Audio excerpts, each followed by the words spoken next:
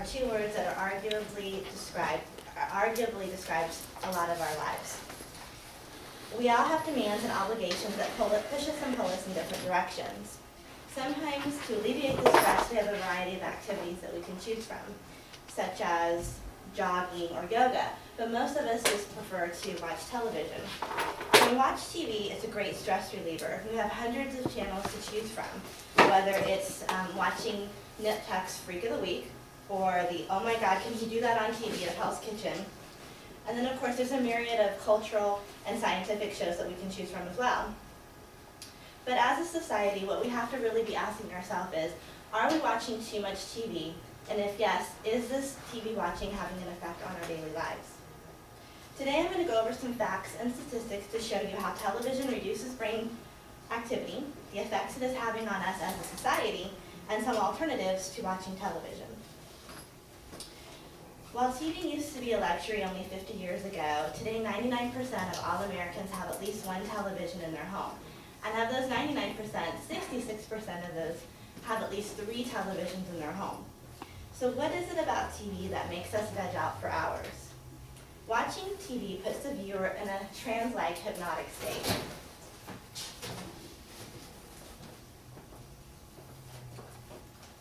When you're watching TV, the brain switches from the left side of your brain, which is responsible for all of your logical thought and critical analysis, to the right side of your brain.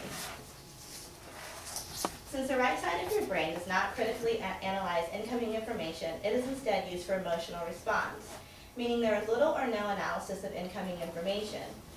Right brain activity causes the body to release chemicals which make it feel good.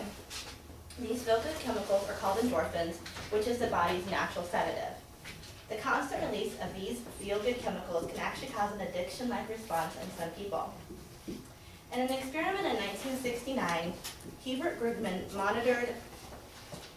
monitored a person through many trials and found that in less than 1 minute of television viewing, the person's brain waves switched from beta waves, which are the brain waves associated with active logical thought, to primarily alpha waves. When the subject stopped watching television and began reading a magazine, the brain waves reverted to beta waves.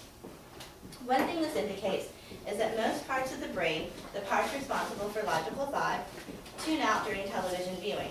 The impact of television viewing on one person's brain is obviously not enough to conclude that the same consequences apply to everyone. However, research involving many others completed over the years following Krugman's experiment has repeatedly shown that watching television produces brainwaves in the low alpha range. So what is all of this reduced brain activity doing to us as a society? Have we become a society of mean people who are fat, lazy, and stupid? While some of us know that childhood obesity is on the rise, here are some startling revelations.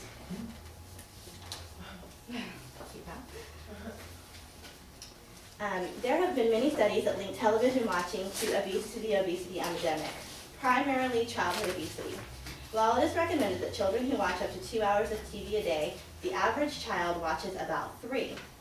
In a study conducted by the University of College of London, researchers found that for each hour over the 2-hour limit that a 5-year-old watches of television, by the time that they reach the age of 30, their chances for obesity have increased by 7%.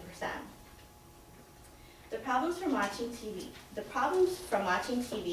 keep adding up. Some researchers show that we are becoming desensitized by all this violence, as you can see here. In fact, a recent study conducted by the Television Violence Monitoring Project concluded that as many as 61% of all programming contains some sort of violence, with 75% of those scenes showing no immediate punishment or consequences for the violence and involving humor. All this viewing may translate to real-life aggression. A study conducted by the American Psychological Association that followed 329 youngsters between the ages of 6 and 10 over a 15-year period revealed that children who watch violence on TV were more likely to exhibit aggressive behavior as adults. The study concluded that these young boys that grew into men were 1, more likely to push, grab, or shove their spouse, 2, had been convicted of a violent crime, and 3, respond to conflict with violence. Whereas the young girls who had become women in this study were found to be more likely to throw things at their spouse, respond to perceived insults with aggression, and commit some sort of criminal act. And one thing that both parties had in common is they were more likely to have traffic violations.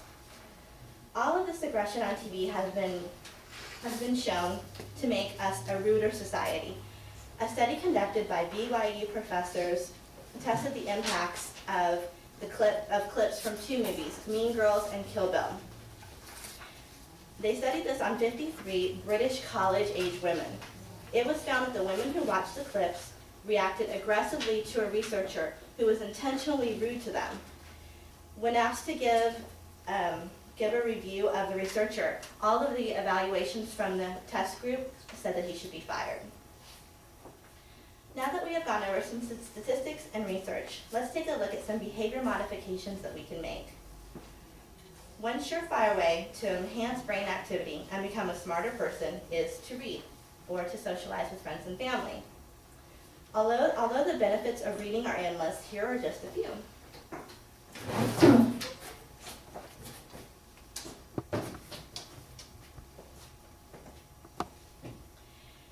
Okay, reading a book is almost always better than the movie. Whenever you read the book, you get to imagine the story in your head as opposed to the director's version.